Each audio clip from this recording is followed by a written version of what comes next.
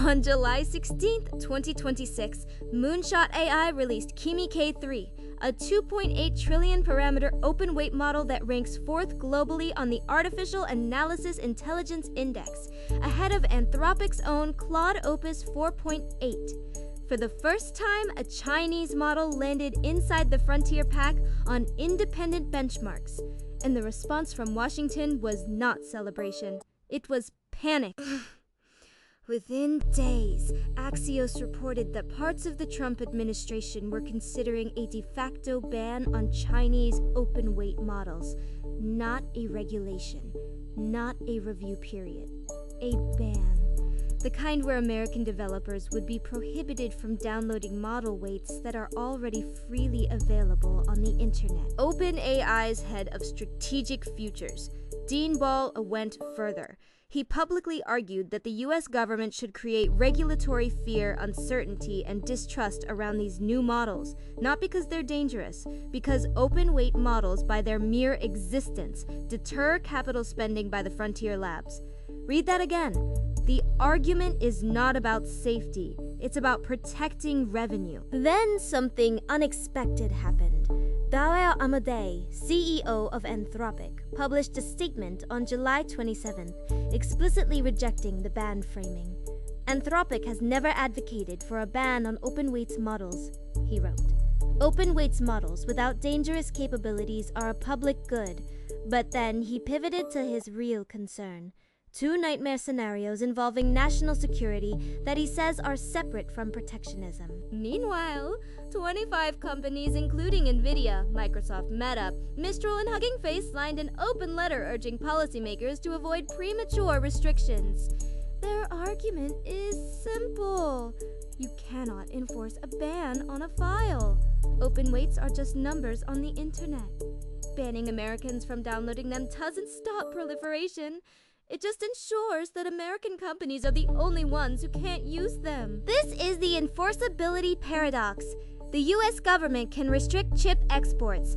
They did that in 2022 and 2023. Hardware crosses borders.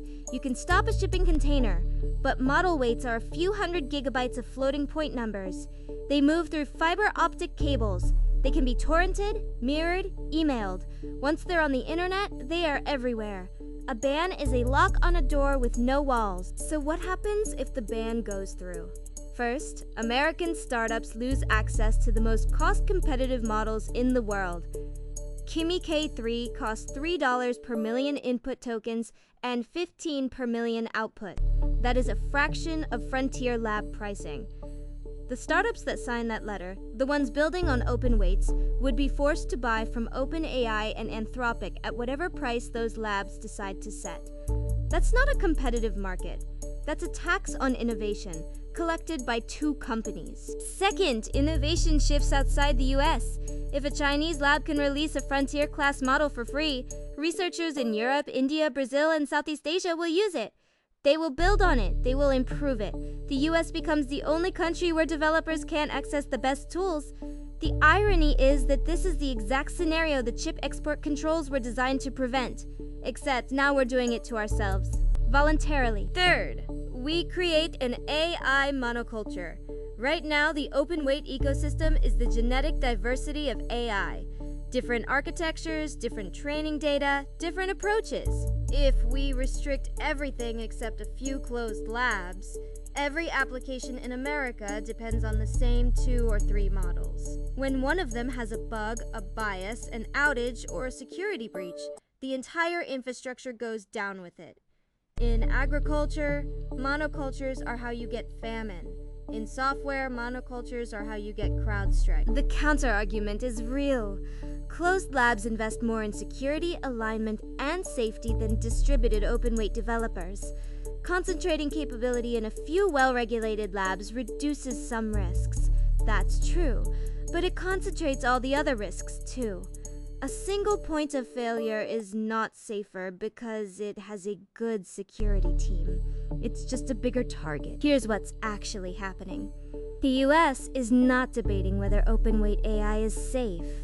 It's debating whether American AI companies can maintain their pricing power in a world where a Chinese lab just gave away a near-frontier model for free. The national security framing is the packaging. The product is market protection. And Dario Amodei, to his credit, seems to understand that. His statement drew a line between legitimate security concerns and protectionist bans, even as OpenAI continues to push the latter. The future, if the ban happens, is straightforward. American developers pay more for less. Innovation migrates to countries that don't restrict access. The closed labs get their moat, and the open weight community, the one that built the tools most of you are using right now, moves elsewhere. The question isn't whether open weights will survive. They will. The question is whether America will be part of the ecosystem that builds on them, or just the customer that pays for the privilege of being left behind.